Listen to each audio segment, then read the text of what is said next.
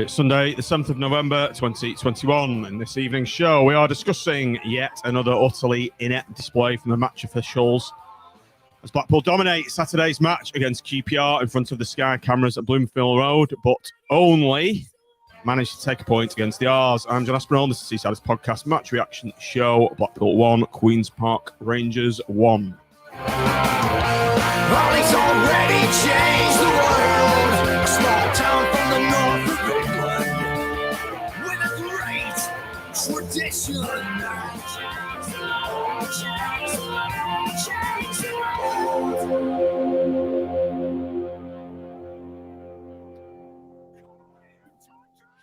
Good evening, everybody. Welcome back to Seaside's podcast match reaction show on a Sunday. And amazingly, Nick, that was a flawless introduction.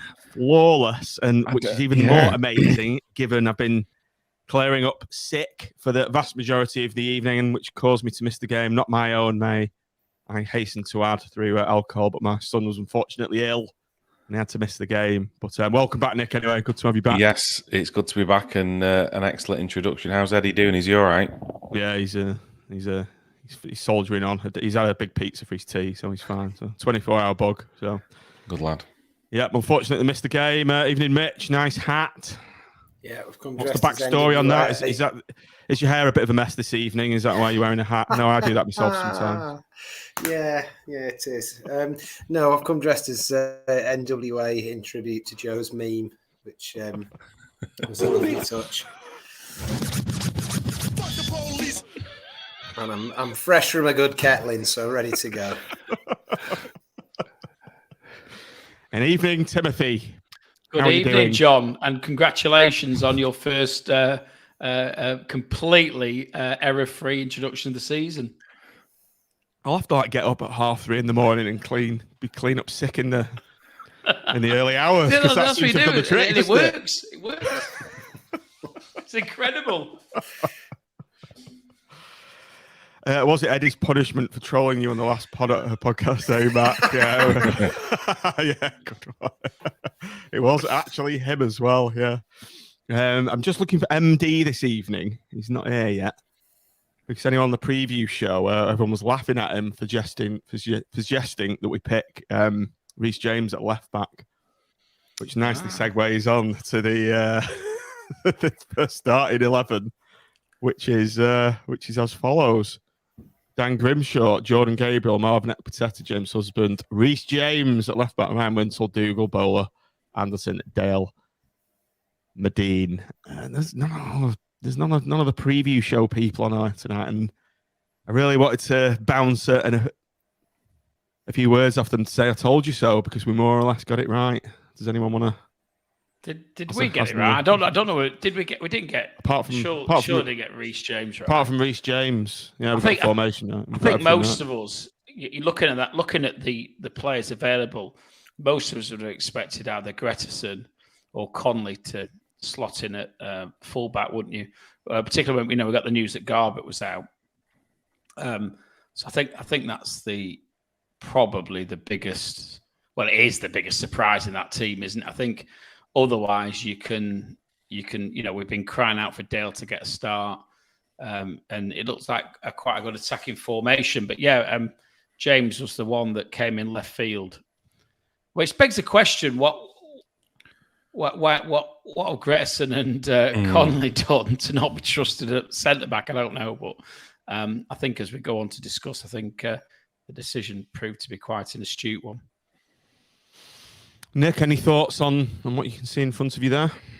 Similar to Tim, I think the only one was probably, like you say, Reece James coming in. I thought he might have put the Viking in and Husband at left back. And like Tim says, I'm not sure where that leaves Gretterson, really. What foot's the Viking, by the way? Can anyone just fill me in? He's left-footed. He's left. Right. Oh, he's perfect left centre-back then. Yeah. So I'm not sure. Obviously, no, he's on the bench, wasn't he? He's on the bench. Yeah. Obviously, we don't see them in training, do they? And we trust in Critch. And to be fair, like Tim says, it proved to be the right thing. I thought James and Husband both had good games. So yeah, fair enough. I thought you'd made a faux pas then, Nick, but you didn't. James and Husband, the professional. ever the professional. Mitch, over to you. Obviously, great to see the Messiah leading the line as we predicted on the preview show. Sean didn't like it, but one of them to Sean for that, eh? I think we can just overlook him. John is just not relevant with his lack of understanding of Medina's brilliance. But no, I really liked the lineup apart from the central defence. I was really, really excited to see the three behind Medina. And I must admit, banter aside, I had my doubts about Medina up front on his own. But if you're going to play him on his own up front with any players behind him, then that's the ideal set because he's probably the three most mobile players we've got. And I sort of jokingly tweeted something about, well, we don't need to worry about defending because we can just attack. And it looked like that sort of lineup that you want to see where, it's a sign that we're going to get at them and that we're full of confidence. And we're not playing, we're not picking defensive players on the flanks to worry about what their wingers are going to do. We're worrying about what we're going to do and how we're going to score more goals than them. And I think that's what we all want to see. So, I really like the lineup. Mitch, do you think that there's been a subtle change in the approach from Critchley? Because one thing I think we've seen since he came in is that he's tended to play teams to counter the opposition, where I'm starting to get an impression he's now realising that our lads have the ability to make the other team worry about us more than we need to worry about them. And I think my gut reaction is we're seeing more of that as this season goes on.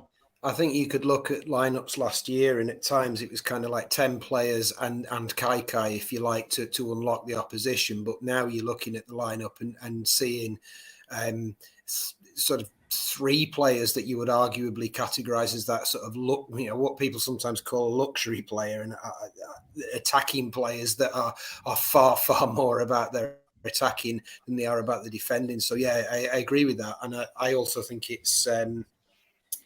it's probably also a sign of the division we're in, where you have to have more angles of attack. You can't simply play through one player because teams will close that down. So yeah, I'd agree with that.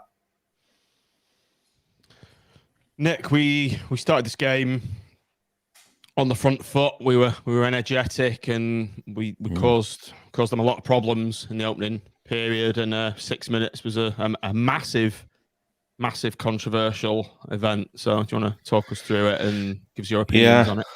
Well, so the corner comes in and Kenny wins the header, and it's over the line before Gary Medine gets a touch on it. So we're all thinking happy days, all cheering the goal for a good 30 seconds, a minute or whatever. And I'd looked at the linesman and he hadn't put his flag up, so I thought, fantastic. Then their keeper runs over and he sticks his flag up. And it's just, we talk about officials a lot, don't we, in poor decisions. There was the one on Tuesday night with Fletcher, who shouldn't have been on the pitch to score the goal for Stoke. And this one, it's just another one. And we've not got VAR, but, that's in the Prem. It gets looked at, the goal's given, happy days. And it's another crucial decision that's cost us. And I get that maybe I was watching it on the highlights this morning on Quest, and I thought maybe the linesman, with their player being on the line, he perhaps just can't see it. And he's, like they said, he's had a guess and gone, oh, I think he's got a touch before it's gone over the line. And it's really, really frustrating, and it just seems to keep happening to us. And, it was a perfectly good goal, Tim, even with Medine being offside. Tim, what annoyed me was the referee wasn't taking responsibility for this situation as he was on the free kick. It was like he couldn't make the decision for himself. He's got to confer for ages, and if the linesman can't see, surely the ref's got to have a decent view of that. And B, he's got to make the call himself and not be waiting for a linesman who's just ridiculously obscured by it. Listen, I don't know whether I missed. He also looked unfit as well for me from another one. He was a young lad. He looked out of shape and he looked unfit, and he wasn't keeping up with the play for me. Listen, I may have got this wrong here, and I know that people in the chat will say if I have, but the way I saw it was we scored, there was no suggestion of offside initially. And then their keeper goes remonstrating with the linesman, and that creates a discussion point. And the way I saw it, and I may have missed a flag going up earlier, was that it was the referee who ultimately made the decision. The linesman then puts his flag up to basically support the ref's decision. So it all seemed very, very bizarre. And obviously, when you see it back, I mean, listen, there's been a few people criticising Medina. One of my mates who's a Liverpool fan, who also watched the game, rang and saying, what a clown for kicking that ball over the line. But the reality is, Medina wouldn't have known he was offside. There was I don't think there was any suggestion that anybody else thought he was offside. And it was because he was the goal side of the keeper.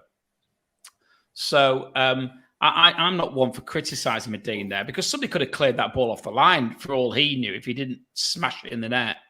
If you look at the point that Kenny heads it, my mate sent me a still of the point that Kenny actually makes contact with the header, and Medina's not actually even offside. He's played on by the keeper's ankle. So if we're getting into this nitpicking VAR world, then he's actually not even offside. So it's a wrong decision on every level. He's over the line, and at the point Kenny heads it, which is the point he becomes the active player, he isn't offside. And we haven't got VAR, and I think on balance, I think we're all quite glad that we haven't. Now, the goal line technology doesn't help, of course, because all that tells the referee is that the ball's gone over the line. And it's such a split-second thing that happens that's not... To be fair to the ref, I don't think that's going to help him in any shape or form. His phone might... I don't know how quickly it gets through to him. But his phone's going to buzz to say the ball crossed the line. But whether that doesn't tell him whether Medina's kicked it over or whether it's got over from the header. So I don't blame the technology or the referee for that, because that's only there to say whether the ball crosses the line or not. But I've got to say, I don't think the linesman doesn't give it originally. The referee doesn't give it originally. And then something's intervened to make them think, oh, hang on a minute, maybe somebody was offside. But if they're not certain, they shouldn't give it.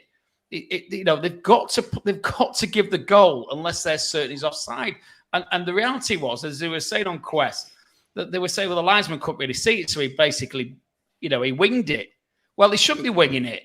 You can only flag offside if you can see an offside. There's no way he could see an offside there. There isn't a sniff he could see an offside there. So he's been influenced, him or the ref and or both of them have been influenced by the goalkeeper, because neither of them give it for the first 30s. I've never seen any scenario where an offside, other than VAR, where an offside isn't given after 30 seconds.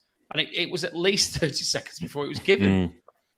You even got the point where Dougal's turning away and going back to the centre circle because the ref's been over and the linesman's over. They don't even then think it's not going to be given. And they're going back thinking it's a goal. And then all of a sudden they go, hang on a minute, you're not giving it. They must have looked at Dougal. Dougal was celebrating the goal like it was his. Medina wasn't celebrating the goal like it was his, and that's surely a little clue to them. You'd like to think. I looked at I'm at the other end of the ground, so I've got nothing to say on the actual, the moment, other than it looked like it went in. I jumped around a lot, and then I couldn't believe it had been disallowed, and that it was almost like a moment of VAR without VAR. Yeah. It's kind of like what's gone on there. What have they conferred about? But what I noticed was watching the highlights that the camera sort of sweeps in and then it follows Dougal away. Like whoever was filming gave the goal to Dougal. It was clear that Medina just sort of kicked it once it had been in the net. And if the cameraman had picked that up, and they didn't switch cameras, if you see what I'm saying, the cameraman follows it and follows the scorer. It's the same camera that's watching the action. The cameraman's given that goal to Dougal. Everybody's given the goal to Dougal, apart from the only two people who seem to be convinced that Medina scored it are the linesman and the referee in the ground, which was bizarre. And that wasn't instantaneous, because the linesman will keep. If the linesman flagged for offside, he'd keep his flag up. But when you see them go over to that side, and when you see the initial goal celebrations, and then them going back towards the centre circle, he hasn't got his flag up.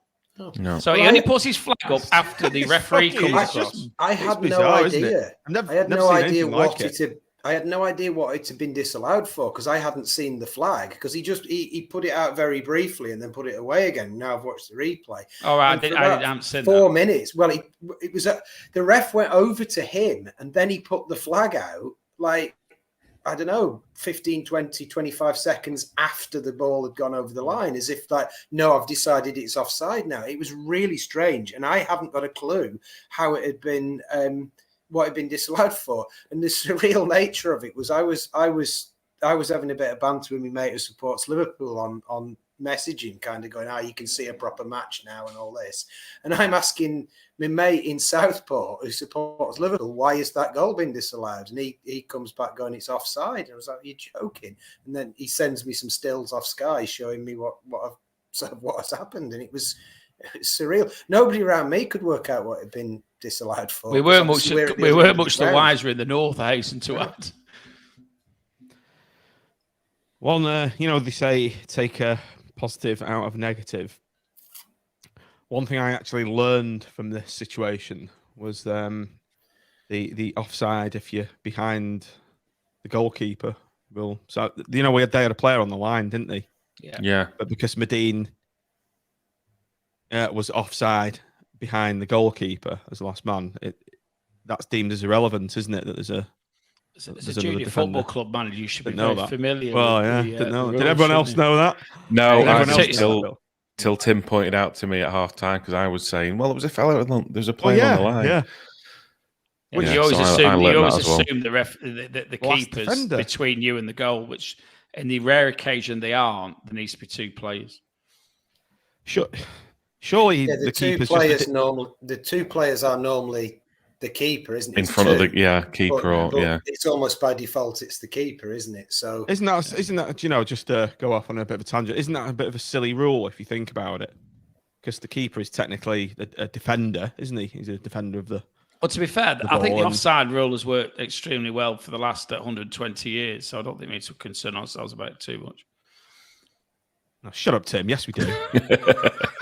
No, in all seriousness, I think the rule works well, but you get the odd anomaly when an attacking player is ahead of the keeper and plays the ball, and it is so rare. But the whole point of it is to stretch a game, isn't it? So I think, to be fair, the rule works really well. Not alone, Jay.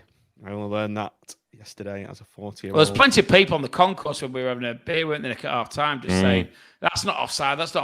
But all they're seeing is one player on the line, and that's your natural thought process, isn't it? But as I say before, it isn't offside because he isn't behind the keeper. Because actually, the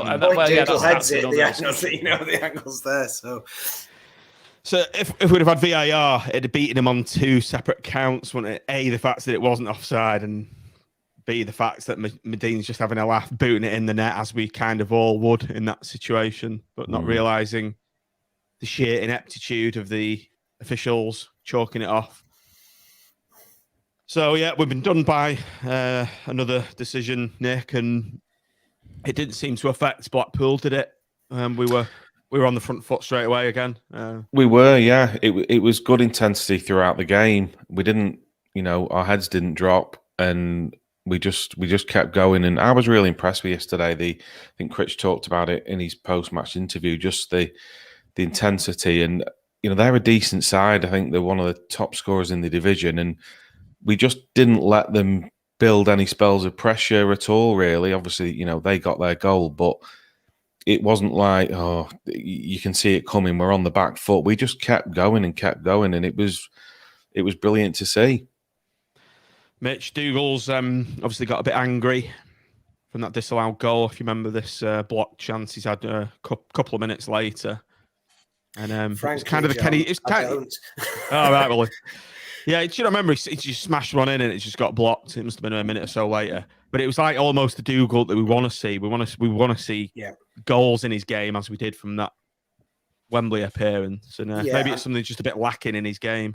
Well, I thought. Well, I don't remember that individual thing, but I was really impressed with Dougal. I thought that he played really on the front foot, and actually, he was surprisingly good in the air. I mean, I know they were a smaller side than the sides we've faced recently, but he was just much more of presence in midfield, moving it forward, winning it in the air, not just with those sort of ratting little tackles that he's really good at. And yeah, I don't remember him driving that particular shot, but I remember him moving us forward and showing real energy. And yeah, if that's fired him up, all the better. And I know I'm sort of being possibly annoyingly philosophical, but I hate VAR, and I don't want to see it in a football match that I'm watching. I can't stand it.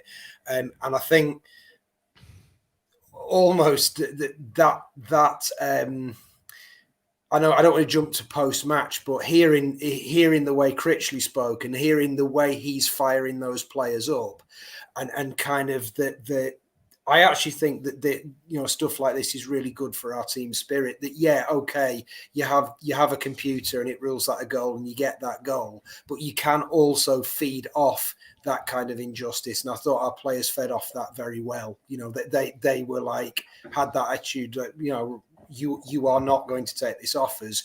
We will control this game. And I think it's probably the most we've controlled a game throughout the season for 90 minutes, to be honest. Mm. Does anybody else think that Dougal should be captain? Because I do. I think every time I ever see an off-the-ball incident, he's the one in the referee's ear. He's the one pecking his head. Oh, I mean, it's difficult because I'm not particularly that close to play where I am, but I think he would actually relish the responsibility. And I'm not having to go at Marv because I think Marv's still a youngish player. I'm not sure he's the best captain for the team, if I'm being honest. I think he's best focusing on his own game. But I've got to say, every time I see the referee, there's Dougal. He's in his face and he's like giving it plenty. I just think I think he would actually, in the absence of Maxwell, he would be my choice as captain. That's probably not a bad shout. He's 28 as well. I was flicking around on FotMob the other day and just looking at players. He's 28, so it's the right kind of age as well, isn't it, to be a captain? Yeah, I agree about Marv. I think it was a strange decision. Like you say, he's not that vocal, but it's a decent shout to him. I think Marv's just been made captain to almost try and draw that out of him, if you like. Yeah, maybe, which I'm not saying is the right thing to do, but I think it's a bit of sort of kidology by Critch almost. If that's a few people in the chat waving the captain's flag for James' husband. Yeah, that's a decent shout. To be fair, that's another good shout, to be fair. Neither of them too. I think Dukes, though, is a nailed-on starter, isn't he? Whereas his husband isn't necessarily always going to be picked. Okay, back to the game. Tim, as I mentioned, Blackpool did start on the front foot. This incident's not detracted from our high press, high tempo game. With Jordan Gabriel's press again, 18 minutes into the box, and been WWE wrestled to the ground. And I was watching that I've watched it on Sky, and I was like, "Get in, Penn! Absolute nailed on penalty." Give us your thoughts of the incident from the north, where no doubt you got a very good view of it. Yeah, I got a fantastic view of it, and I don't think there's any doubt in my. I mean, Gabriel had done him. He was coming back inside him, and he would have kept the ball, and he would have been in the area free of the defender. The only thing I would say, and so on the night, I was under no shadow of a doubt that it was a pen. The only thing I would say, and I think it was a point made on Quest, Colin Murray. Was that because he put his arms around the defender as he was falling, he gave the impression it was more of a 50-50 than it actually was. And so whilst I really, really struggle with the first decision, with the benefit of hindsight and with the benefit of having seen it on TV, I have slightly more sympathy with the official on the second one. But notwithstanding that, it was a penalty. And again, it's in a period where we were utterly dominant. To see us, and listen, let's not make no bones about it. QPR are a superb side. They are a top 8 side. They will finish in the top 8. Whether they quite make the playoffs, not is another matter. But they are a quality side full of quality players. and we were battering them at this point. We were absolutely battering them, and to have one decision go against you, I think if you go back to is it Dickens, is unfortunate, but to have two decisions go against you is absolutely incredible, and they were two nailed on decisions, and it's very, very difficult to reconcile that. And I think you saw that as was no doubt going to discuss with Critchley's post match, where I think we're almost seeing a little bit of shades of the Premier League year, where decisions repeatedly against us. Tweet, Tim. I said we exactly are little that. Blackpool. We are little Blackpool, and the big teams get the decisions. And I sometimes think, am I just being, am I paranoid? But those two were so blatant. I know it's not the only decisions we're going to go on to speak about, but those decisions were so blatant. It's very difficult to reconcile that with unbiased refereeing. I'm not necessarily saying the referee's consciously biased. I think there's an unconscious bias towards more established teams, maybe, and that they're almost thinking, well, I don't know. You look at that and you think, how can a referee make those two decisions against us? It just doesn't reconcile to me. It's quite strange. Nick, as from your vantage point, I guess you've got a reasonable view of the linesman on the far side. Did he help the referee out at all? No. He's got a perfect view of that. A perfect view of it. And like Tim said, I didn't realise at the time that Gabriel had, sort of pulled him down a little bit after the foul, which, like Tim says, has maybe put a doubt in the ref's mind. But if that's anywhere else on the pitch, you can guarantee the ref's blowing for a foul for Blackpool without a shadow of a doubt. And for some reason, because it's in the area, he just decides not to. And on the back of the disallowed goal, like Tim says, you start to think, are they against us again? Like happened in the Premier League. It's shocking. It really is. It was a definite pen for me. Absolutely, 100%.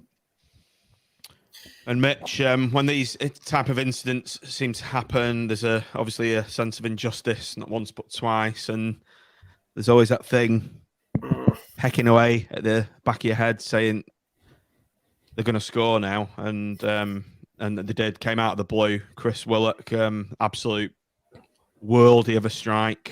Sometimes you've just got to doff your cap, haven't you? But it's frustrating nonetheless. It was a superb finish. And it just kind of, I think Gabriel put a cross in. They cleared it. Didn't seem to be under any particular pressure. Gabriel had managed to get all the way back down the pitch and sort of was covering Willock as he came inside. And I just sort of, you get to that point where you think, oh, hang on. And he scored. By the time I'd got to that point where I thought, oh, hang on, it was a beautiful finish. It was one of those horrible ones because I thought it was going wide as well. So it was curled beautifully. And I thought, oh, it's just sneaking wide, and then absolutely hits the post. But it sounded like it had hit the post square on as well. So I almost imagined it was going to bounce out, but it didn't. It ended up in the back of the net. And, there was nothing the keeper could have done. Maybe Gabriel could have got tighter to him, but he just legged it the length of the pitch after putting a cross in, and him being back there was, sort of testament to his character. And you could sort of, I didn't, but it was almost one of those where you want to go, yeah, good goal. Yeah, you don't, but you had to applaud it. Yeah. Gabriel did actually look like he was chewing wasps afterwards, because I think he thought, with the benefit of hindsight, he thought he should have got tighter, but you don't expect someone to do that from there. And I think in his overall positional sense, he was in the right place. He was doing the right thing. And giving him 9 times out of 10, that's enough, isn't it? Yeah. There was some criticism or slight criticism on the comms saying you can't show him inside. They were saying you've got to know the quality of Willock and you've got to show him on the outside. Is that perhaps a slight blot on Gabriel's copybook? Playbook, rather. I think if you look at his face, I think he knows he shouldn't have done that. But would I have known that beforehand? He should have, maybe, but I wouldn't have known that beforehand. I looked at his position and actually thought it was okay. But knowing that he's known for cutting inside, I would probably say that maybe should have been half a yard closer to him. Maybe showed him down the wing as well. He had the chance to do it as well. He had, to be fair, Gabriel's made a conscious decision to stay where he is, and I think he thought he was doing that was the right thing to do. But, I mean, Willock's moved that fast, hasn't it? 2 touches. It's 1 touch, shift the ball, 2nd touch, bang, and. But I think even a player of that quality, you brief, don't show him inside, don't show him inside. A player of that quality, even, I keep saying a player of that quality, I'll just keep saying that for the rest of the pod. Even a player of that quality is not going to finish that effort, 9 times out of 10, that's going to fly just wide, and we're all going to go, ooh, that's, he's a good player. It was an exceptional moment. He was very, very unlucky. It was an exceptional moment, Yeah, sometimes just take that off. Okay, half time then. Tim 1-0 down. How was the mood at half time under the stands? Obviously, I wasn't there. So, what was the general? The only thing I was getting not irritated is the wrong word, but I was getting slightly concerned about was that I felt there was a bit too much negativity in the crowd towards the ref, where actually I felt that we probably needed just to support the team. So there's a lot of that going on where actually, when the players are going off half time, it's hard not to. It's hard not to. It's incredibly hard not to. But I think actually the team going off half time deserved a standing ovation for how well they played. Where actually we got, you're not fit to referee all the way off, and maybe the team, maybe the lads took that as a positive. I don't know. I'd like to see slightly more positivity. I think down on the concourses, the attitude was very much how the fuck are we not winning this game, or are we losing this game? More to the point, it was a bit of a surreal experience, and obviously most of us were able to see the playback to the first goal down on the concourses because with the Sky being on and everything, and it became the sense of injustice was sort of compounded by seeing it back in 4K. But I think there was also a feeling in the ground that we had it in our locker to pull the game. I mean, listen,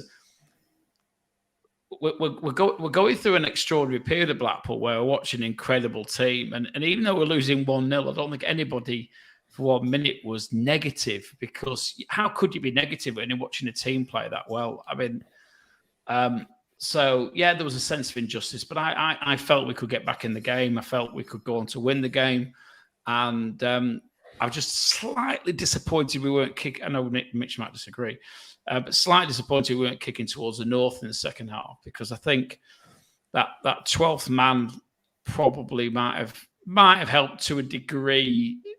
With it, I don't know. I don't know how much a player is influenced by the atmosphere at the end of the ground they're attacking is against because the atmosphere was I've got to say it, I'm sure we're going to go say it again. The atmosphere was incredible throughout, and the South was, you could see the South were giving it as well. But obviously even the West were a bit. Yeah, with a concentration in the North, you do wonder if we've been attacking the North in the second half. Might that psychologically have helped us a bit? I don't know, but there's that little bit of a groan, wasn't it, when we moved? Well, there was in the North anyway. It must have been QPR doing that. They must have known, I reckon. Yeah, there's normally a little bit of an unwritten rule, isn't there, that you don't do that type of thing. You almost let the let the home team play towards the home fans in the second half. But whatever it was, I think that's probably only the second time this season that's happened, I think. So I was slightly disappointed about that, but equally, I just looked at the players we had on the pitch. Even at 60 minutes, and I'm jumping ahead a bit, I wasn't even sure we needed to make changes because the team were playing so well. It was actually a joy to watch the game. If we'd lost 2-0, I would have still been thoroughly impressed with the way that we played. And it's going back to what I said last week. I actually don't think I've ever enjoyed watching Blackpool as much as I enjoy watching them at the moment. Okay, let's move on to the second half then. Blackpool come out of the locker room. I was going to say, I'm like, what am I doing, American football here? But yeah, we've come out reasonably strong, Mitch, and let's talk. You can talk us through the equaliser and the incident in 52 minutes. Jordan Gabriel, of all people, again. What's he doing there? Bursting through. Well, he was doing it the all keepers game. flattened him. So, talk us through your thoughts on this incident. Well, he was doing it all game, was Gabriel, getting down that flank, and him and Bowler just causing their fullback absolute nightmares because he just didn't know which one of them was going to pop up. But yeah, Jimmy played a sort of a long raking pass. And it was a nice ball, and you could see that Gabriel was in space, but it was the way he took it down that made it. He took it down beautifully, and he sort of went inside his man in the way that he took the ball down, and then he's kind of, you think he's through, and he goes to go around the keeper, and the keeper just took him out. And well, I'm not going to ask if it's okay to swear because I do it quite often, but I shouted, "Don't fucking bottle it! Don't fucking bottle it! Don't fucking over and over and over again." And then he gave him a yellow, and I just shouted for about 30 seconds, "You bottling twat! You bottling twat! You fucking bottled it!" And then I just looked round at the person sat next to me with their like 7-year-old and just went, "Sorry. I'm sorry." She said something that, no, it's fair enough.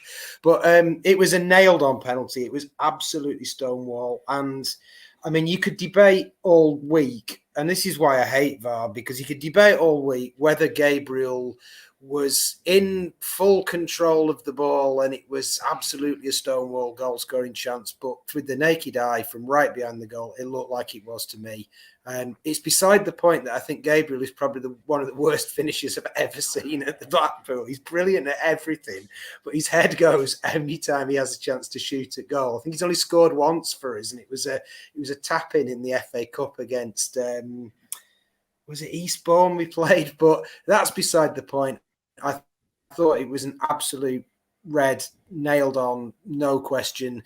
If that's not a red card, what is a red card? You know, I think if you just do a little mental exercise and you imagine a player running through on goal and a defender coming in and taking them out before they have a shot, and there's the keeper between them and the goal, you'd go, that's a red card. So when the keeper does it, and there's nobody between him and the goal, how can it not be a red card? They tend to have a bit of special dispensation. Dispensation. Mm. Yeah, bit of the fact that you're a keeper, Nick. And the only thing I could think of at the time was the fact that there was a Gabriel's had a bad touch, a bit of a heavy touch, and there's a keeper sort of making his way back. So. That's probably what the ref's thinking. But again, what annoyed me was the referee not taking charge of that situation. If you noticed, he was on his headset, like he was like as if he's saying, "What should I do?" Yeah, I totally agree with Mitch. I was saying the same thing. I looked to the guy behind me, and we both looked at each other and just went, "It's a red! It's a red! It's a red!" Because you've seen reds given for, you know, where it's been a lot less certain than that, you know, maybe 20 or 30 yards out, and there's a debate of would a defender or two got back. Well, he's about to go round him, and yeah, like Mitch says, he's not the greatest finisher, but you'd like to think with an open net he'd have a chance of slotting it in. And it's another one where he's just, I get we've given the penalty, but it's a red card as well for me. He's cleaned him out. Well, the last ones I can think of for us were the 2 games in a row where husband got sent off for the same foul.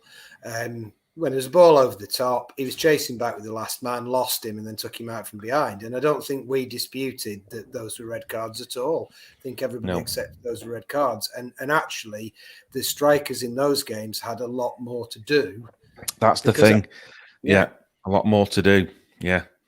My understanding is that if the keeper goes to play the ball and commits a foul, then he generally gets the benefit of the doubt. But I don't think there's any suggestion in that game last night that he was anywhere near the ball.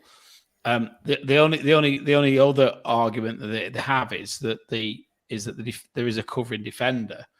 Now, to be fair, one does come across, and because of the foul, Gabriel's pushed wider than I think he would have been had the foul not occurred.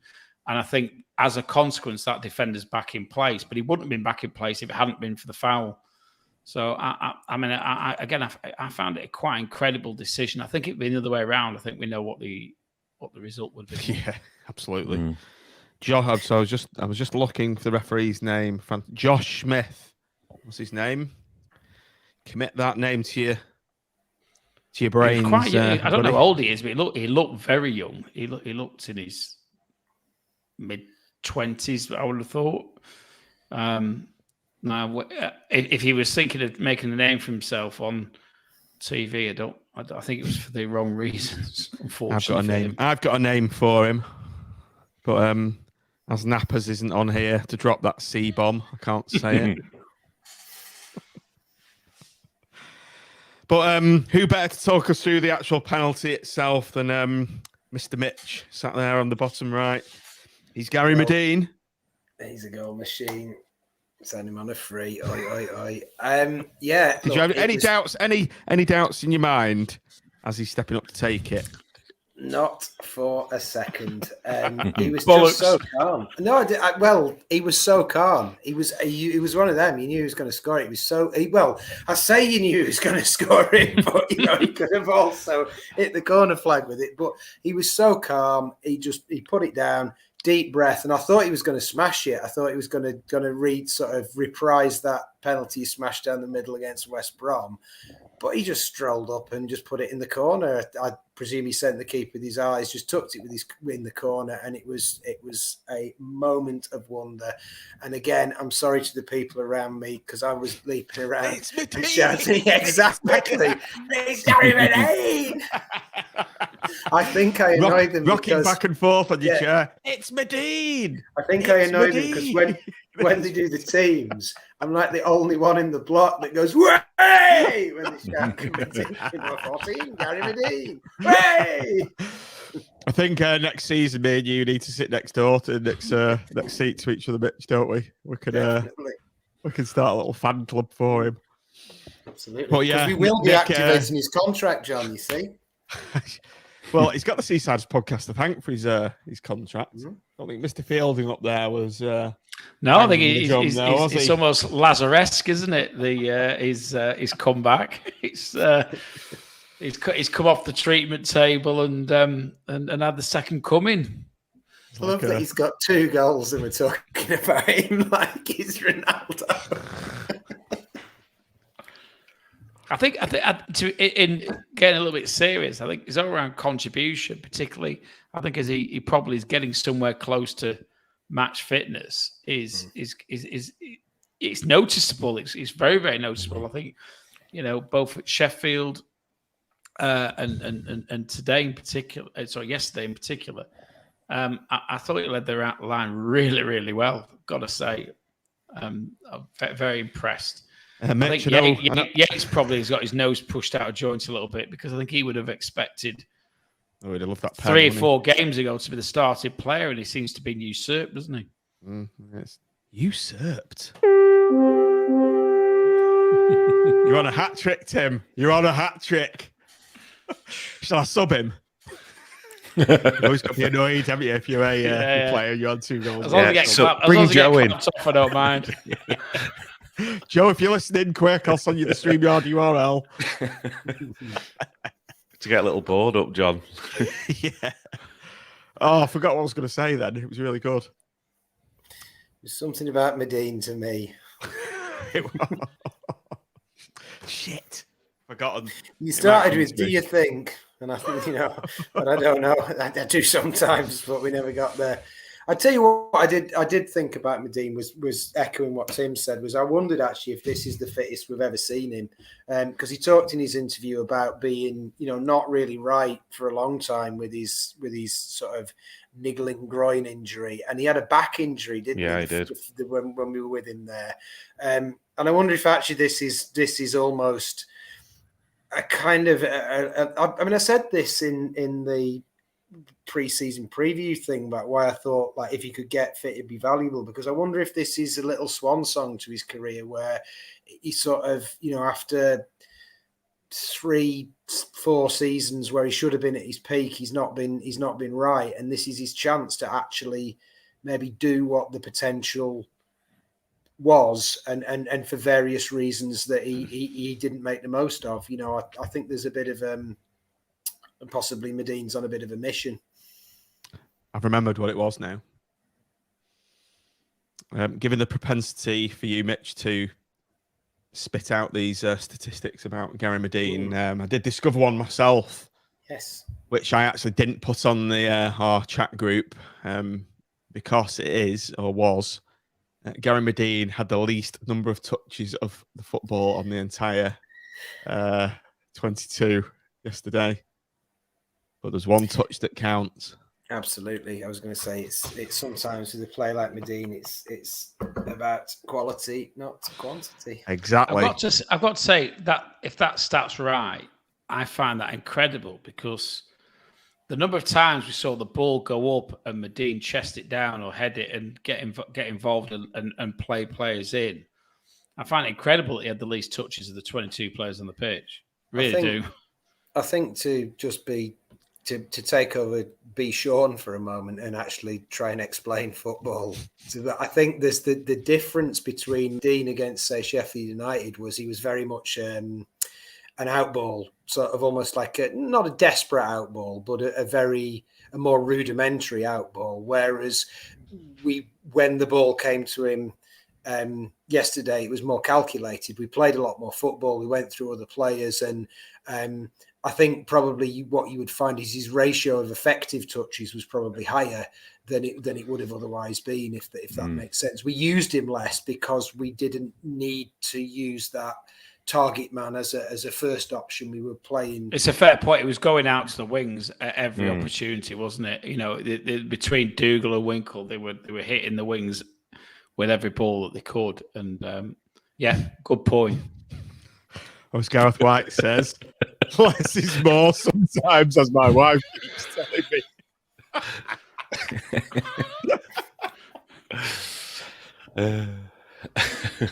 Take my hat off now. Love it. Enough for being a gangster. So, Nick, we've had a change on 73 minutes. Owen Dale has come off for Sonny Carey. Bit of a disappointing game for Dale, but Carey's put himself about quite well, hasn't he? And he's flashed one agonisingly wide on 78 minutes. Well, it hit the post, didn't it? Yeah. Just got the post, yeah. Yeah, it was said on previous shows. I really like him. He's direct. He gets on the ball. He tries to make things happen. I know it didn't quite come off the other night against Stoke, but as soon as he came on, he looked positive. And like I say, Dale didn't quite happen for him, but when he came on, Carey, he just, straight away tried to make things happen. And very, very unfortunate. It was a great hit, and I had a great angle of it, and fortunately, it's just come off the post. Mitch, again, one right behind you, I guess, from your vantage point. What I liked about Carey is he's direct and he doesn't mess about. I mean, anyone involved in football at any level, get your shots away early. 2 touches, 1 touch to set himself, and bang, he's hit that shot. And well, it was reminiscent. That's what I like about him. It was reminiscent of the point, I can't remember if it was you or Nick made it about their goal. It was sort of didn't appear to be all that much on 1 touch, 2 touch, and a superb effort. And it hit the post with exactly the same noise as their goal hit the post and just went the other way. It was gutting. And it was a nice little moment actually, because they brought him on, and there's a couple there's almost a sense of it should have been Yates from a few people, I think, in the crowd. And he had a poor touch just before, and there was a bit of a, I don't know, it wouldn't say it was stick for him, but that just sort of that gasp of frustration or whatever it is when a player has a poor touch. And I thought, oh, this could be the making or breaking him. You know, he's coming on Sky TV, and he's had a poor touch, and the crowd, you know, and then it must have been about 45 seconds later he did that, and I thought, no, this lad's going to be fine, you know, because I think that's what we've said about him before, isn't it? He just seems to have this remarkable composure for a player of his, of not just youth, but lack of experience in the Football League. It's incredible. He's come from Kings Lynn. Yeah, and if he hadn't curled it, it'd have gone in. because it was curling away a little bit, wasn't it? And listen, it was a great strike, great strike. Yeah, it was, if anything, it was curling away from the goal as it went into, and it's one of them, just like with their goal, and on another day it'd have gone to the side of the post, and you've got for him to have that impact as soon as he comes on the pitch, from his background in particular in what was a high tempo, good quality game in front of the cameras is it's incredible, isn't it? It's actually incredible that because the type of thing we're talking about 30 years ago, or 40 years ago when I started football, it wasn't that unusual for players to be plucked from non-league. Ian Wright got plucked from non-league. Various other players got plucked from non-league and were able to play quite high level, and that's because the scouting networks weren't there. But to have a player of his quality playing at Kings Lynn last year, and then not just be able to play the Championship, but actually thrive in the Championship, is quite incredible, because where the hell was the scouting network that didn't find him? Clearly our scouting network found him, but where was it beforehand? Where was Norwich? Where were Norwich? Where were Lincoln? Where were all the other teams around the area? Why wasn't he with one of them? He was with Norwich before, but I think they released him at 15 or 16. So I mean, he had been at a club and been released. I'm not sure exactly what age that was, but I think there's a lot looking at it as well. Finds him, there's all the teams around the area. But the point I'm saying is, it's more incredible in this day and age that somebody steps up from that side. Because what are they in? National League South of the Kings Lynn, I think. So to step up from National League South up to the Championship, but not. As I said, be actually quite an incredible player in the Championship, and the top half of the division is. It's actually astounding. I think as well. Every credit to our scouting network. That's all I say. I think as well, if you, like I was saying on the chat there, a couple have mentioned he was at Norwich. I think when you've been at a league club and thinking, right, I can make it, you get released, you go into non-league, it perhaps makes you that bit more determined when you get your second chance, to grasp it. And I think you see that with him as soon as he comes on. Someone said in the chat there, he's got no fear. It's a bit like Lavery, isn't he? As soon as he gets the ball, he's like, I'm not bothered who I'm up against, who you are. I'm going to do my thing, and it's brilliant to see. He's definitely better than Rory Prendergast. I mean, the point's been made by Gareth that we got Brett from Accrington when they were non-league, but we weren't at this level, though, were we? I can't remember whether we were in first division or second division at the time, but I don't remember Brett looking this good this quickly either. I remember him, he took a season, Brett. Yeah, and he used to come on and run about very quickly, and you'd go, oh, he's got something, this lad. But you didn't think, wow, as soon as you saw him. Whereas I think with Carey, we've kind of thought, wow, he's really got something almost instantly. He's a bit... In the game he started, he was a bit anonymous, wasn't he? Well, he was very... He started the Reading game. Yeah, he started the Reading game and was excellent. I mean, he was superb. He ran that show, and then I think the Stoke game was a different game in terms of physicality. And I must admit, I thought he showed his lack of experience a little bit in that game. There were points where he looked a bit lost, and he sort of almost looked like he was standing off, thinking, "I don't quite know what to do in this match." And that's why I worried a little bit when he came on and made a mistake straight away. But no, I mean, he was kind of straight back on it. And I thought he was excellent after that shot as well. He really put himself about, and he's physical. You got to remember, he was good when he came on against Sheffield United as well. I think he probably turned the game, didn't he? So, listen, he's every credit to him. He's forged a career in a matter of weeks, hasn't he? And hopefully he's going to be a great player for us over the next few years. Okay, so the game's finished 1-1. We've held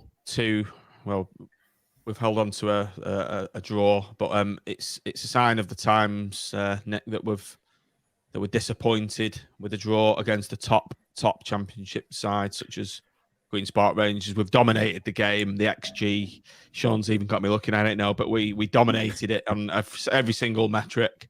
Yeah. And it's a sign of the times, isn't it, that we've come this far, and it's great to see. Oh, it is. I was thinking this morning, you look at that squad, and you think who's got to come back as well. I mean, CJ to come back as well, and if he's not got the issue he had previously, he could be a hell of a player in the Championship as well. And we'll have Maxwell and Lavery back probably after the international break. Can't remember the last time we've had a squad like it in terms of the depth of the squad. It's absolutely fantastic, and shows how far we've come that we're disappointed not to have taken 3 points against a decent Championship side who, like Tim says, will probably be in the top 8, if not a little bit higher. We won at Sheffield United Road or look a bit. Stoke, that's Stoke, isn't it? You're going to get those games. It's brilliant to see and savour the moments because after what we've been through, it's fantastic. It really is.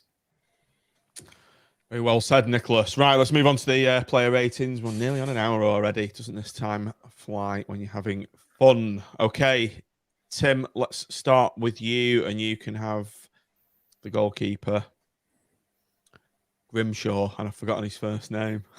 Dan. Grimmy. Dan. As the games go by, he's getting better and better. You can see the confidence that getting games under his belt is having. He's becoming more assured in his distribution. I've got to say, I never thought we'd have a keeper who could compete with Maxwell in relation to distribution. I think he's more accurate than Maxwell. I don't quite think he's quite got the length on his kicks that Maxwell's got, which sometimes when under pressure is something you want. But his ability to play triangles with our defence and our defensive midfielders, and then to chip balls to find feet at fullbacks and left and right wing is probably as good as we've ever seen at Blackpool. And his reaction stops. I don't think he could do much with that goal. And he didn't have a lot more to do other than that. But I think his all-round game is superb. And for that reason, I'm going to give him a 9-, which is a great score, by the way, Dan. The FPRS system in full effect there on our reserve goalkeeper. Well done, Dan. Right, let's move on to Jordan Gabriel. Nick. I thought he was brilliant. Fantastic getting forward, defended well. Like we said earlier, maybe could have got a little bit tighter on the goal, but I think we're being a bit hypercritical there. I'm going to go 9+. FPRS rating again. You were harsh there, Nick. Harsh. Is there a voice? Can we overrule it? Nothing to do with you, Tim. Nothing to do with you. Pipe down. We're on full screen mode here. Might mute him. There you go. Mitch, Big Marv. Yeah, Big Marv was good. We didn't talk about how he hit the post as well. And there was one fabulous moment where, I don't know if Tim or Nick saw this better at the other end. There was one fabulous moment where nothing much happened from it, but a corner had come over and he just kept it alive with sort of dropped his shoulder and turned and in the box and played this beautiful little through ball. And it was just quite wonderful to see Marvin doing that. I thought defensively he was excellent. He was dominant. I didn't see him put a foot wrong at all, to be honest. I would have given him a 9+, but Nick's gone lower than I thought for Gabriel, so I'm going to give him a 9. I think that's indicative of who's going to be the man of the match. Right, Tim, you can have your say now on Jimmy top-notch I shouldn't interrupt, should I? I'm on Jimmy, am I? I'm turning into the fan. I'm going to be chair of the fan group for James Husband for the rest of the season because I think he's been exceptional. I do think he's better playing at left back. I do think, although I think ultimately Critch's decision was right, I do think that's where he's going to give the best value to us. But equally, he's a warrior. He's a leader. He's tenacious in the tackle. He set up Gabriel's Sojourn up front, didn't he, where he scored his goal. There it is. There it is. Let's get the full screen on. Sojourn. I think that's what they call the perfect hat trick, don't they? Left foot, right foot header. Exactly. Sojourn. It'd have to be one with Latin roots, one with one with French Greek, roots, one with Greek. Yeah. One Anglo-Saxon. Yeah. But in all honesty, I think he's superb at the moment, and for me, he's been one of the first names on the team sheet. I'm sure that's Critch's position as well, so it's a 9. Nick, Reece James made a good account of himself, I thought. He in did. His actual position, so... Yeah, he didn't look out of place at all, considering that was his first action since, when was it? Probably August, and we're in November now, and he just slotted straight in, and I thought he looked really, really good. Wouldn't mind seeing more of him, to be honest. I will go 8+. Ryan Wintle, Mitch. Oh, I've got something in my throat. Well, I give him an 8 every week, don't I? Because he just he's the same every week, and he was the same this week in that he was excellent. I think he probably deserves more than an 8, so I'll go for. I'm halfway between an 8 and a 9, so I'll give him an 8+. Tim King Kenny, very unfortunate not to be on the score sheet for the first time this season. Yeah, just to reassure AMAC, as well as being a lifetime president of the James Husband Supporters Club, I'm current chairman of the Kenny Dougal Supporters Group as well. And Dougal, as our old Dougal. friend Bisons used to say, who refuses to get involved because we're not on Twitter anymore. Yeah. What I would say, I think that's arguably Kenny's best game this season. I think I've not actually watched the full game back, so I've only seen the highlights. And but my overall impression was I thought he and Winkle were absolutely imperious in that middle, where they just seemed to control everything that was going on. He was in their faces, which I love. He was in the ref's face.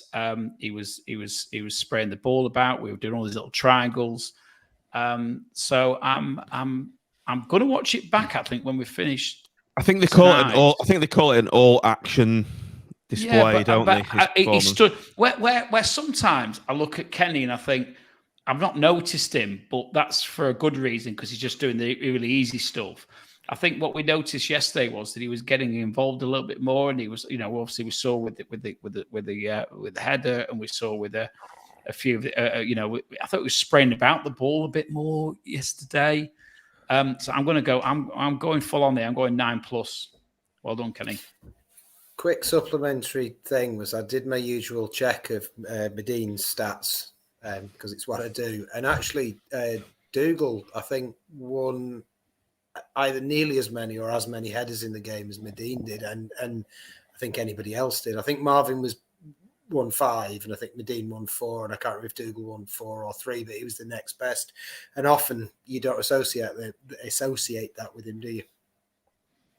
Sorry, that was slightly irrelevant, but no, it is. But it's because you notice. I think the point was where normally he does the dirty stuff normally, doesn't he? Where I actually felt he was having a more positive contribution towards the game as well. Which it was the tempo, I think. Yeah, tempo from him and Wintle.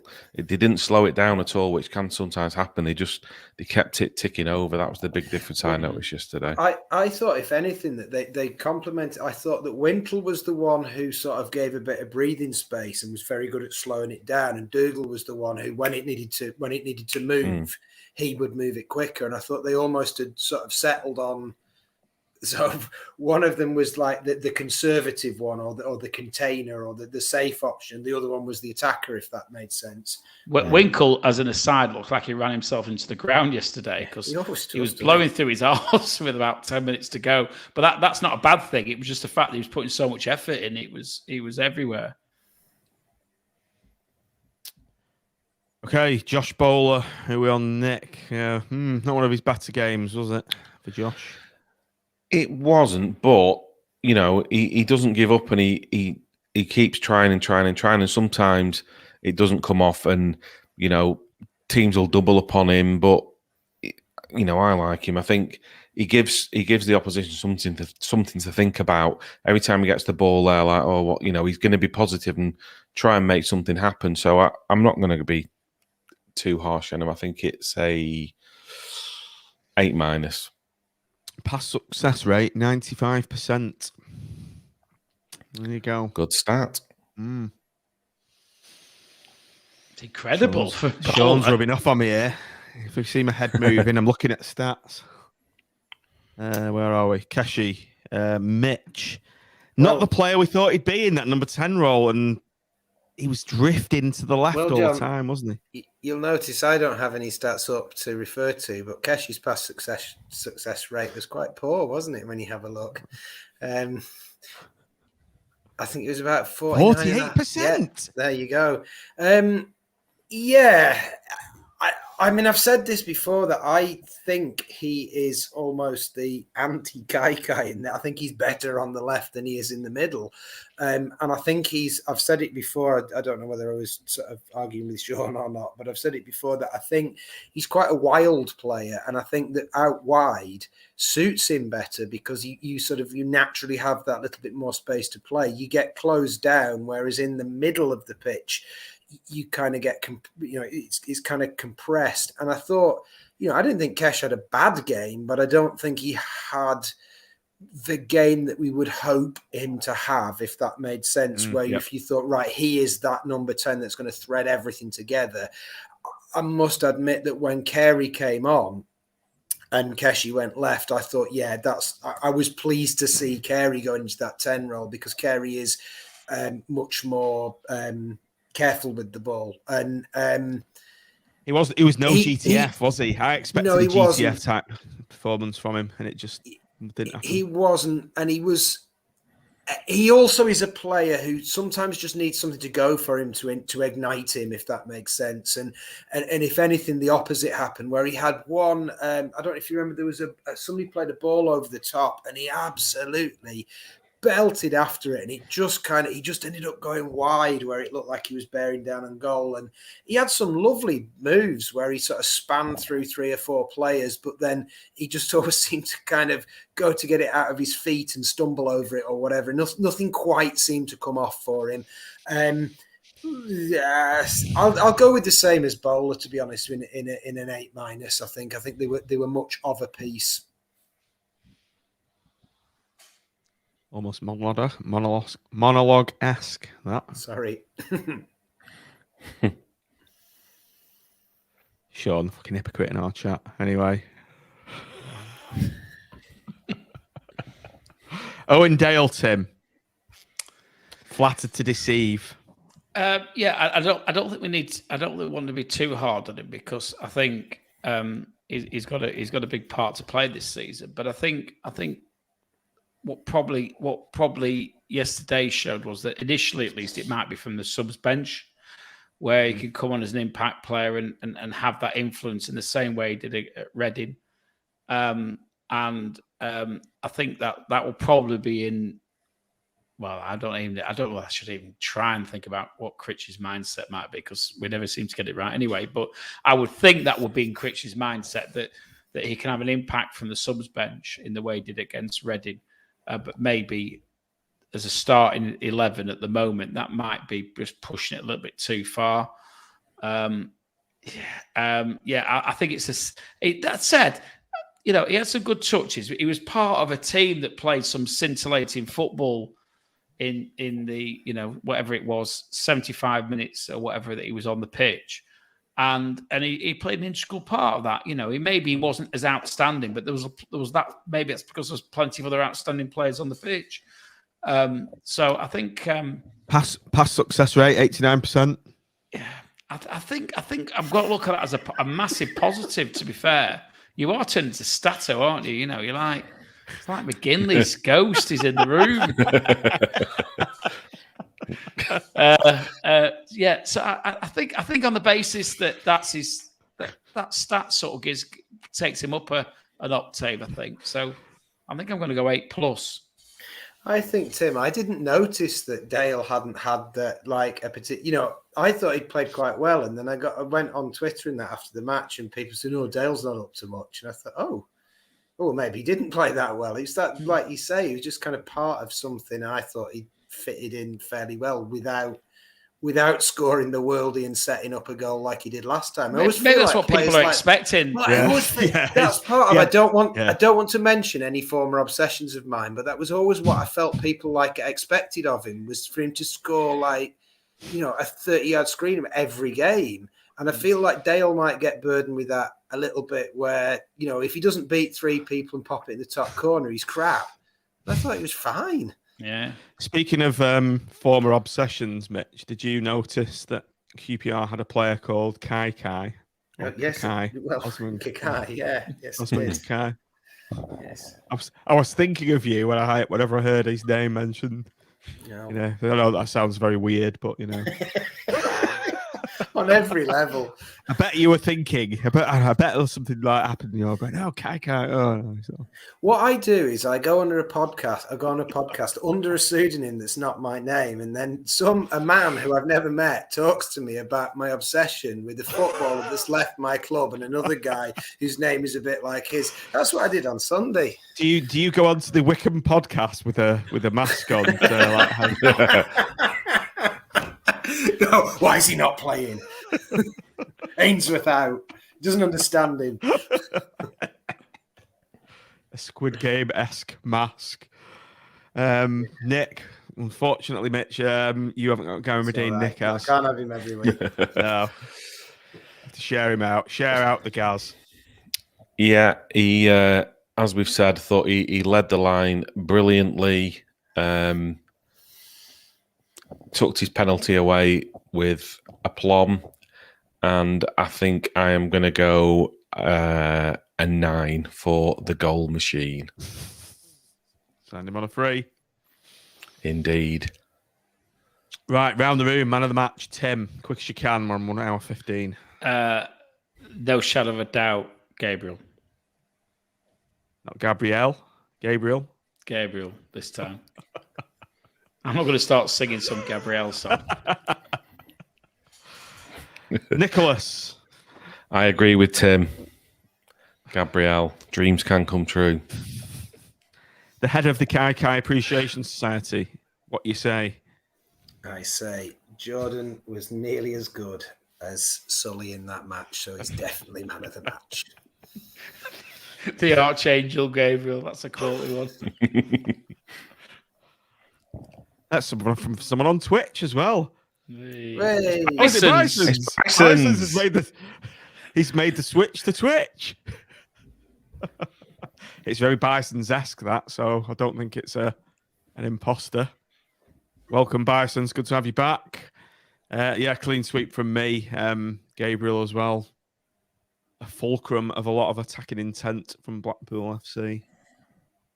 Is it almost a Timmers and Tim? It is. I was just going to say, where's the horn?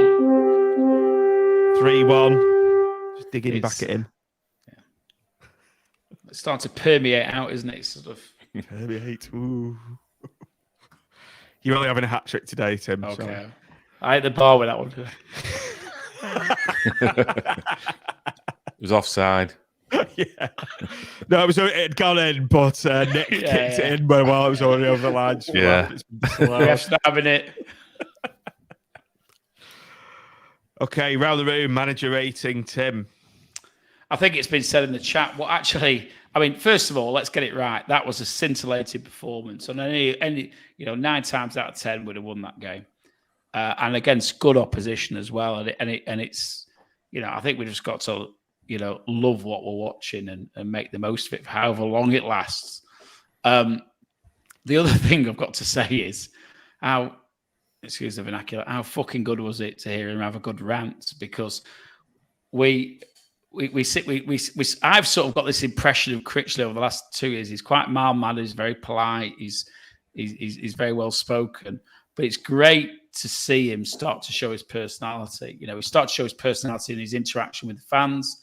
He's starting to show his personality in that he's not taking a lot of crap from the officials. And at the end of the day, that's what we had to put up with yesterday. And I love it. He wears his heart. He's starting to show his heart on his sleeve a bit more. And I think that's him developing as a manager and developing as an individual as a manager, because obviously it's a fundamentally different thing doing an under-23s team to running an EFL and a Championship EFL club. And long may it continue, Critch. So I'm giving him a 9+.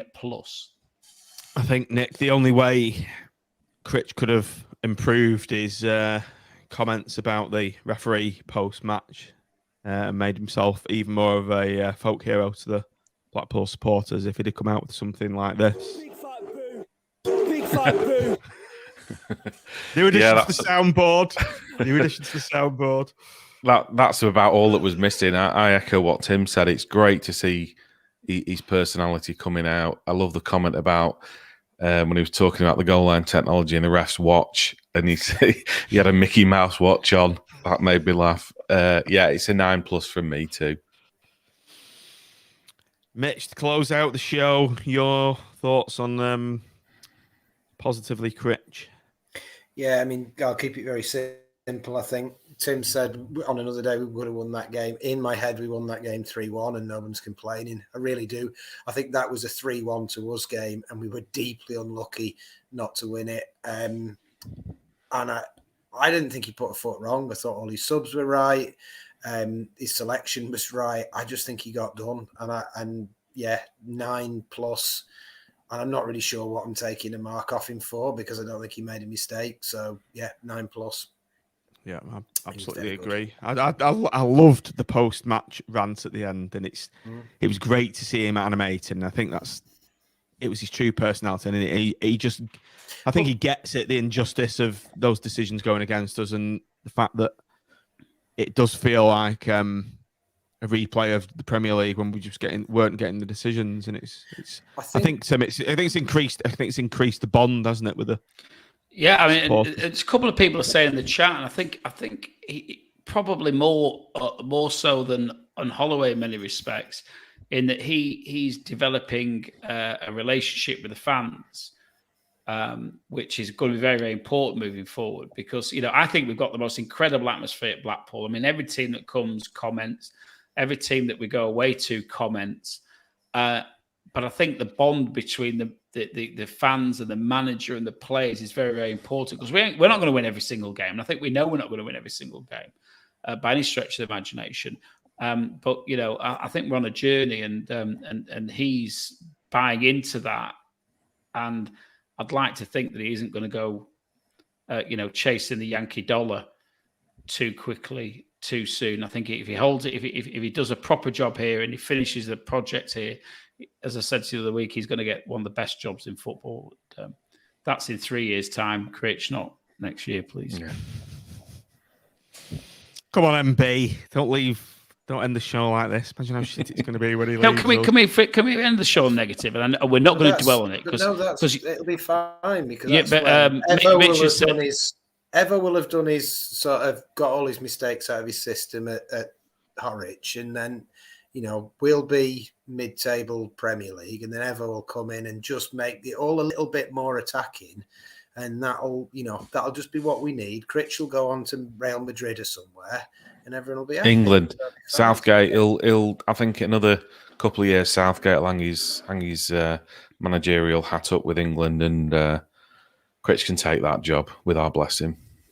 No, the one comment I wanted to mention actually was just this policing nonsense again, and I don't think we need another 20 minutes of it, but somebody's got to get their act sorted out there. Thankfully, I think Steve Rowland's got on the job a bit, and to be fair, I think he was on the job already, and it would appear that there's a discussion this week But what we saw last night was unacceptable, and I didn't think we should leave the show without mentioning it, without us spending the next 20 minutes talking about it. But we cannot. Give us in a nutshell what happened. Then obviously I wasn't there. So the first thing is anybody around and listen, they're doing it because they're trying to keep the fans of the North away from the coaches, which I understand weren't even on Central Drive last night, but that might be right, might not be wrong. But you can't go through the North Gate. So unless you've got to go right around Rigby Road, you've got to go back round the stadium onto Bloomfield Road. And I think Mitch was there, and I gave Nick a lift back to Polton, so Nick was with me and my lad. And we get halfway down Bloomfield Road, and there's a police cordon of vans right across the road with dogs in them, basically stopping anybody walking down Bloomfield Road. And I've never seen that. You can kind of get it for the Preston game, can't you? You can get it for you don't agree with it, but you can get that for the Preston game. But sort of as we walk around, I was jokingly saying, "Oh, they won't send us down Savile Road again, will they?" But no, they don't send us down Savile Road. They do a complete cordon across Bloomfield Road and create a bottleneck. But you could go down the sides. It was rather bizarre. You could go down the sides, but not down the middle. So it creates this massive box because they've set us all around one way anyway. So there's a huge conglomeration of people on Bloomfield Road anyway. But you can go down the sides, but not down the middle. They've got bloody dogs out. I mean, this is a Saturday night game. Must be Category C from the point of view of risk, and they've got the dogs out on home fans. What's going on there? All the police seem to be shaking their heads, almost agreeing with us. And I walk around. There's a guy there with his two kids who were clearly upset, and the granddad's the other side of the cordon. They won't let the granddad through, so they could all four of them go out together. It's like, and again, we talk about civil liberties and whatever. What civil liberty tells you as a Blackpool person you can't walk down Bloomfield Road on a Saturday evening to go home? What if it been pissing it down like it was when people were coming in? I mean, we were there for 10 minutes, weren't we, Nick? Yeah. I said to you, I think this is the longest I've been to get out of a game since we probably got kept in at Preston years ago. And it's just bizarre. Like you say, they've blocked most of it off, but then you could get through on the pavement. But they were physically arms out restraining people from going through the centre of Bloomfield Road. It's I said on the chat afterwards, it's almost like each week they go, right, we've tried that hasn't worked. Let's have a brainstorm. Everybody write an idea on a post-it note. We'll stick it in a bag. Somebody do a lucky dip, and let's go with that for the next home game and see if that works. It's absolutely bizarre. It really is. There were two things quickly that my lad said to me. And the first one, we were about probably 10, 15 minutes. We couldn't go anywhere because we came out of the, what would it be, gate 7? No, by sort of the gate out of the south where you're the nearest you can be to the away fans. We came out of there and then we just couldn't go anywhere. You just couldn't move because you couldn't go towards the sea because everybody's coming down from, around the side of the ground. But we were right by the cordon. And so we stood there and it's, ow, ow, ow, ow. Dogs are going mad. And my lad just says to me, he said, Dad, what would happen if I was really scared of dogs like some kids are? And I said, yeah, it'd be a bit crap, wouldn't it? And I kind of laughed with him. But, an 8-year-old or a 7-year-old, that it was really, really unpleasant. And I tried to sort of, I was as civil as I could be to the police who were around, but they just didn't want to know. I mean, I don't know if Jay's still on the chat, but me and Jay walked down the road and we were kind of just swapping stories of just stupid responses that we got back from the police, kind of clever comments, or to be fair to some of them who were kind of going, yeah, we know, tell the boss, and kind of accepting it, but it was just crap. And the second thing was I got back and in the car and I was driving home and my lad's, he's quite switched on. And he's going, why are the police like that with football fans? Why are they like, and he was sort of saying, you wouldn't be like that, when you go shopping or something, they wouldn't be like that. And I started sort of launching into the history of football policing and going into the 80s and Hillsborough and stuff with him, because and you sort of think that it's really It's like we're weird. regressing to those times, isn't it? It's exactly what I thought. It's really weird. It's like it's 2021. I never thought that I'd have to, I never thought I'd have to go through that, talk about that stuff with a kid at a game. Sort of, it's not strictly relevant, but it's that whole thing about, why do the police treat football fans like this when they don't treat anybody else like that? It was abysmal, frankly. But my impression is there's one man responsible for this, and that's the match commander. Because I very much on the ground. I know I've asked the football liaison officer to come on here, and he seemed quite positive about doing it to explain what's going on, and yet now we're getting nothing, and that tells me he's been told he can't. Now I might be wrong there, but Tom is a good guy. He always speaks to you, and I'm getting the deathly silence at the moment. So I get an impression. I think the Seasiders Police Twitter feed hasn't tweeted since before the Preston game, which suggests that they're in a very much defensive mode, and I think that's down to one person. That one person needs to meet with the club, needs to meet with the SLO, needs to meet with the Muckers, needs to meet with BST and get the thing sorted out, because we've never, ever in all my time, I've never been blocked from walking down Bloomfield Road. And it's a Category C game and it's happening. And I'm thinking, why the hell? Why? Does anyone know this individual's name? Yeah, is it not? Somebody took one of the officers said it was Robert Shaw or Rob Shaw or something like that. Robert Peel. Football matches, I think. Was it Richard Robert Shaw? Is that Superintendent Robert Shaw? Am I thinking about the Operations Superintendent for Lancashire Police, West Division? I'd love him to come on here or to and trying to. I mean, listen. The flip side of it is he'll no doubt say that there has been a number of incidents in Blackpool games, but I think there's ways and means to control that, and one of them isn't to inconvenience 10,000 people for the benefit of 1,000 people. But it's also they're compounding the situation by, I think one of the issues is a lack of communication. I think had there been some communication around some of these decisions, they would have been more accepted. I mean, I think the Preston one was a shambles, but had there been some communication, so, particular intelligence has been received about this game, there will be a change of plan or something. That's it. The lack of communication. We'd have all gone around Rigby Road, wouldn't we? Yeah, exactly. We'd have managed the situation ourselves. I said that to one of the coppers last night. I said, I've been coming here for longer than you have. I can manage my way out of this situation. You do not need to block me.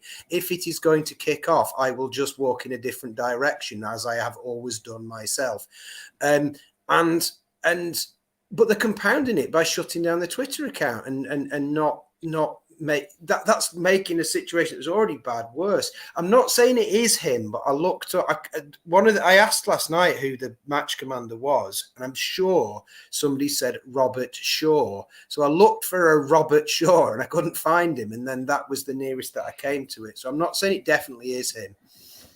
Operations Superintendent for Lancs Police West Division. So this is the fella by the looks of it. So we want some answers from Richard. And I believe there is the Safety Advisory Group, which comprises of the club and the police and the ground safety officer, are scheduled to meet on Wednesday, according to Steve.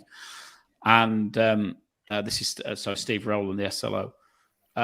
So, because some people have laid some stick at him today, saying we can't be liaising with the police properly if this is happening. But to be honest, I'm getting the impression that the man at the top ain't listening to anybody.